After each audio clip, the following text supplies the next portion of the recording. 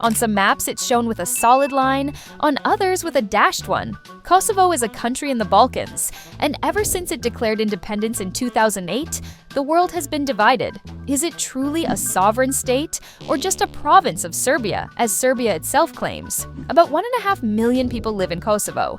92% are ethnic Albanians, around 2% are ethnic Serbs. Looking at those numbers, it doesn't really make much sense why Serbia would want Kosovo, when only about 30,000 Serbs actually live there.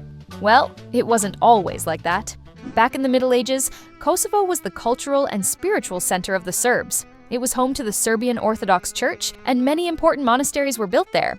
In 1389, the legendary Battle of Kosovo took place here, where even the Czech priest Bahuta fought. Serbia faced the Ottoman Empire and lost, which led to the Ottomans gradually taking control of the entire region. Over time, myths and legends grew around this battle, glorifying Serbian sacrifice and loyalty. They became a cornerstone of Serbian national identity, and the battle is still remembered today in Serbian literature, culture, and politics. Kosovo simply means a great deal to Serbia. People often say it's for Serbs what Jerusalem is for Jews.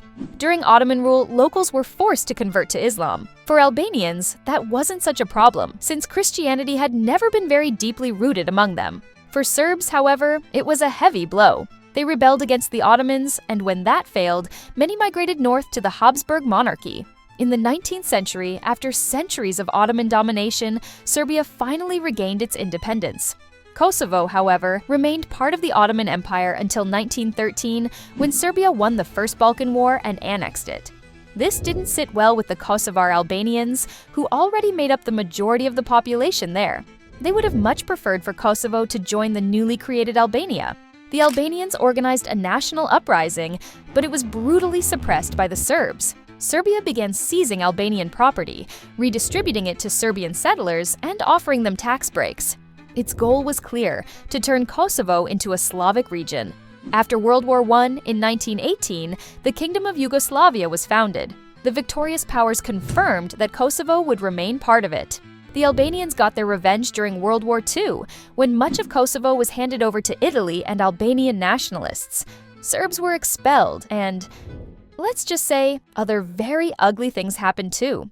After the war, Josip Broz Tito came to power in Yugoslavia. Yes, he imposed a communist dictatorship, but he was remarkably successful at keeping ethnic conflicts under control. Albanians had their confiscated land returned, and Kosovo gained a high level of autonomy. It was still formally part of the Republic of Serbia. But from 1974, it had its own parliament, constitution, and courts. Albanian became an official language, and schools started teaching in Albanian. Still, Albanians wanted more autonomy. After Tito's death in 1981, massive demonstrations broke out demanding that Kosovo be upgraded to a republic. The Yugoslav government quickly crushed them. In the late 1980s, Serbian leader Slobodan Milosevic rose to power in Yugoslavia. Believing Serbs to be superior, in 1989, he revoked Kosovo's autonomy and installed Serbian communists in charge. Broadcasting in Albanian was banned. Albanians were pushed out of government and academic positions. Everyone was forced to sign a pledge of loyalty to Serbia. Those who refused were fired, and the harshest opponents were arrested and tortured. Across Yugoslavia, ethnic tensions rose after Tito's death. In the 1990s, the country began to break apart. Slovenia and Macedonia seceded relatively peacefully. Croatia and Bosnia had to fight bitter wars for independence.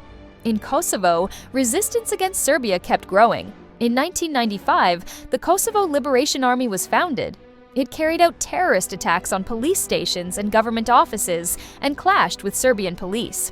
In 1998, Milosevic sent in the Serbian army to bring the situation under control, sparking the Kosovo War. It ended a year later when NATO intervened, bombing what remained of Yugoslavia and forcing the Serbian army to withdraw.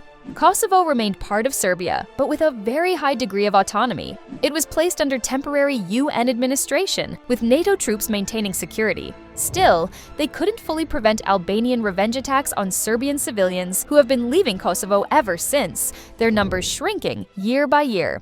That brings us to 2008, when Kosovo declared independence. Serbia refuses to recognize it and continues to claim it as its own province. Independent Kosovo has been recognized by 102 UN member states, including the United States and most of the European Union. On the other hand, countries like Russia and China do not recognize it, nor do Spain and Slovakia.